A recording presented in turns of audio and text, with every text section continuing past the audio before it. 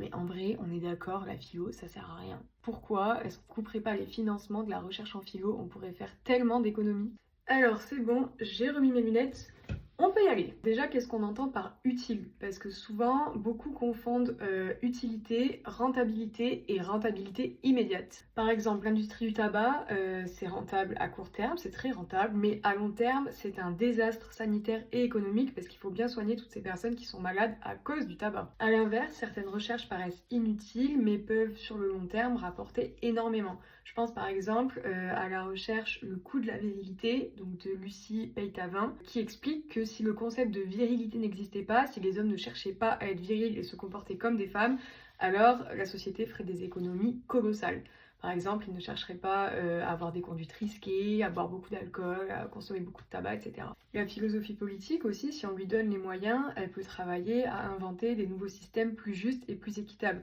Et ça, c'est de l'utilité sociale, mais ça prend beaucoup de temps. Après, en France, la recherche universitaire suit une certaine logique, donc c'est normal que l'État ou l'entreprise qui finance une thèse demande des comptes et veuille savoir à quoi ça sert. Mais voir les choses uniquement de ce prisme-là, c'est peut-être passer justement à côté du propre de la recherche, parce que quand on cherche, on ne sait pas ce qu'on va trouver. Alors on peut émettre des hypothèses, certes, même on doit émettre des hypothèses, mais ça reste un processus long, incertain, et si on demande à la recherche des résultats rapides, alors on tue l'innovation avant même qu'elle ait le temps de se déployer. Car non, l'innovation n'est pas que technique ou technologique, en sciences humaines aussi, on fait des découvertes, on crée de nouvelles choses, mais c'est souvent sur le plan conceptuel, c'est pour ça qu'on a plus de mal à se le représenter. Ensuite, on pourrait aussi parler de la gratuité du savoir. Alors, on peut faire de la recherche juste pour le plaisir de faire de la recherche, le savoir pour le savoir, et ça, c'est une vraie richesse en tant que telle. Après, je comprends que dans le contexte économique actuel, ce soit pas forcément très à la mode, mais bon.